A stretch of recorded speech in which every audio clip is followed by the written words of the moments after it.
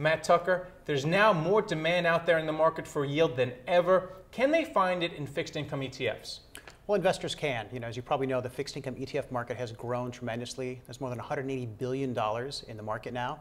And so investors have the option now to choose from a number of different fixed income sectors to really dial in the amount of yield and risk they want to take in the market.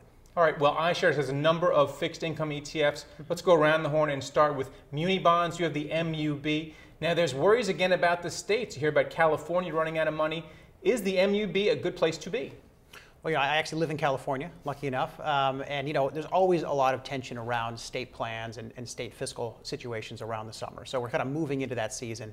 The reality is that the states and other municipalities do have a lot of tools at their disposal for cutting back spending, for raising taxes, for making sure they can pay their debts. So MUB is a fund that got beaten down quite a bit. Q4 of 2010, when there were a lot of credit concerns, had a very strong year in 2011.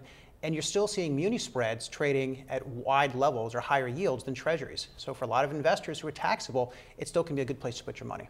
All right, there are still worries about inflation out there as well. You guys run the TIPS fund, which is the TIP, which is the granddaddy of them all.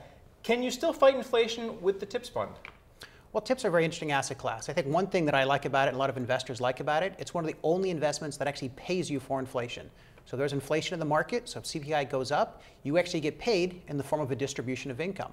And so it's one of the few ways to actually get paid directly for inflation. Obviously, there's questions about whether inflation is on the horizon, but TIPS are still a very popular asset class. And TIP still is the largest fixed income ETF in the world at over $22 billion. And of course, if you want yield, you can find it in high yield.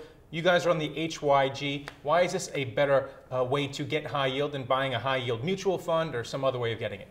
Well, I think with the high yield market, well, it's a question of what do you own? Can you see what you own? Are you comfortable with the names that you own? HYG has over 450 names. We publish the holdings every day. Investors can actually see it, and they can also see it trade on the exchange, which I think is great. So if you want to see how HYG is trading, just like any stock, you can go and look at the ticker, see how it's performing.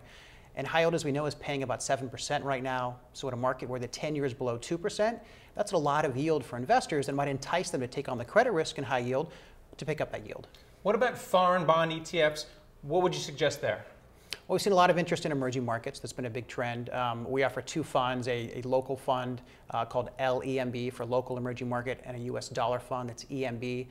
So investors can get access to EM credit either in local currency or US dollar form. We're seeing interest in both of those. And we even have a fund that invests in global sovereigns that includes everything, all global developed markets, including issuers in Europe. And so for some investors, that actually is a place to pick up yield, obviously taking on some of the risks in the Eurozone.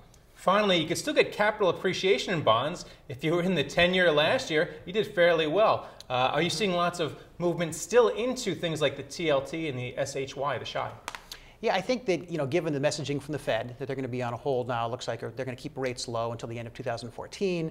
QE2, they're in the market buying up a lot of longer dated treasuries. So we have seen some investors selling at a shorter term treasury funds like an SHY and moving out the curve, like an IEF, which is a 7 to 10 year, or even TLT, which is 20 plus years. So we've seen some investors get more comfortable extending out the curve, taking on some rate risk, but with the knowledge that the Fed and the government may be more in play to help keep rates down over a longer period.